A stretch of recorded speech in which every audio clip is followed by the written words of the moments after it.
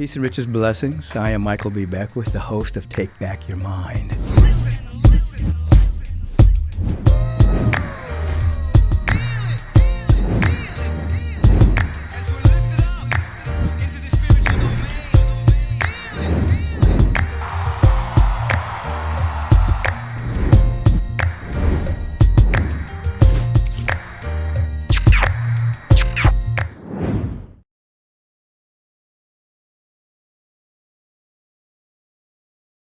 Blessings, everyone. I'm Michael B. Beckwith, host of Take Back Your Mind.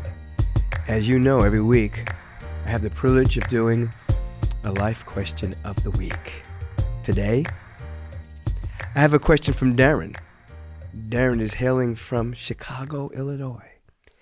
He writes, "The state of the world is now taking toll on my spirit. It seems there's so much war and an imbalance of equality, and it angers me. I find myself allowing depression to set in, and I feel hatred building up towards people who seemingly want to inflict harm on others. I know this isn't the way, but when I try to choose the way of love, I feel like I'm ignoring the issues or I'm choosing not to care. How can I learn to remain passionate about humanitarian issues without becoming inundated by this plight?" Daryn, you're asking a question that millions of people are probably asking at this precise moment. So I thank you for asking it. When you say, how can I learn to remain passionate about humanitarian issues without becoming inundated by this plight, you're going to rewrite that and you're going to say, I am willing to remain passionate about humanitarian issues without becoming inundated by this plight. You're going to say that to yourself. So you become open to wisdom and guidance as to how to do it. Now you talked about trying to choosing the way of love. Here's how this operates. You are an eternal being, and you've taken a human incarnation. So most of you is in the realm of the invisible, in the eternal, incorruptible, painless existence. And then you've incarnated into time and space, where there is a plethora of issues that humanity is facing: hate, war, bigotry, racism, climate change, etc. That's in time.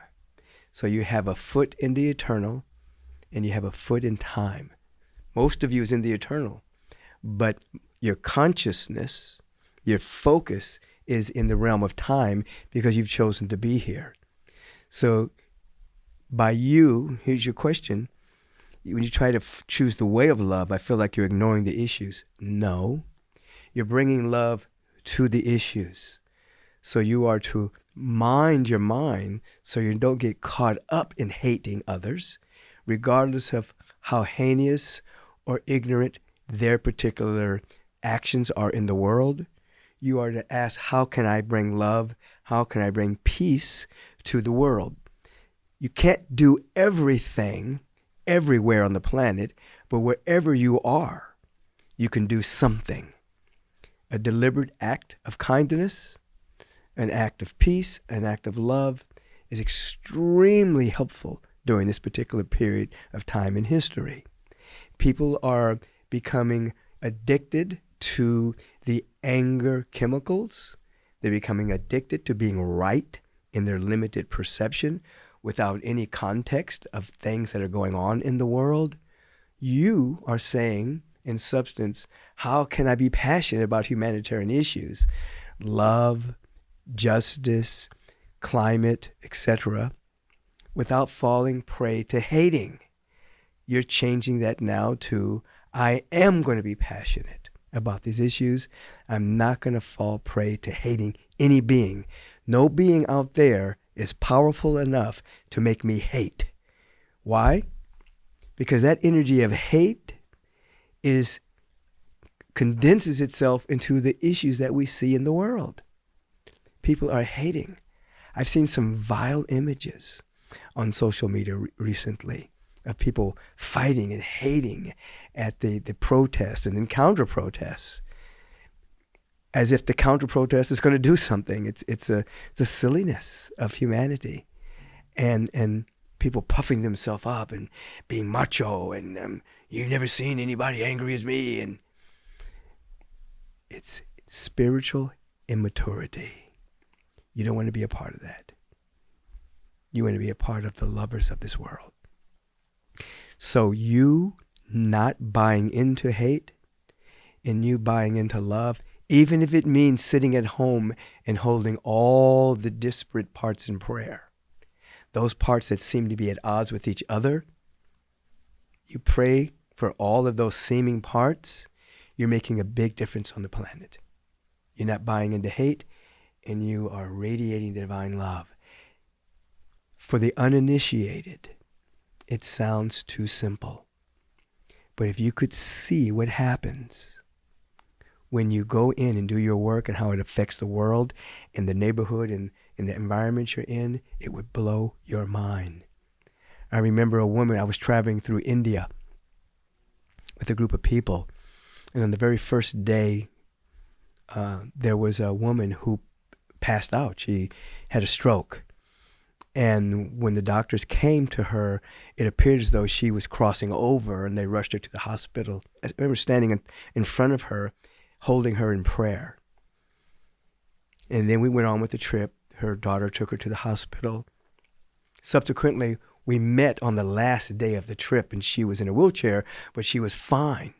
And everybody was hugging her, and everybody was overjoyed. And she looked at me, she looked at her daughter, and she said, "That's the man." And she pointed at me, and she said, "What are you talking about?" And she said, "That's the man. When I left my body, I could see the colors of his prayers. His prayers invaded me and made me know that everything was going to be okay." I say that to say, if you could see the power of you being still and being in love and holding everyone in prayer, it makes a big difference. This woman could actually see the prayer and the difference it made in her mending her heart from the stroke that she had. Don't fall prey. Witness, and the way you look at it is, when you see these images in the newspaper or on social media, it is a prayer request. It is not reality. It is a call from a depth of sickness for prayer. So when you see it, don't go into hate. You see it, that's a call for prayer. Close your eyes. You feel the peace. And then, when you're guided, you may be called to say something or to think something or to do something, but it'll be from a centered space, not from a hateful space. I hope this is helpful. Peace and blessings, Daryn, and everyone tuning in to the Life Question of the Week. Hey, thank you for joining me today.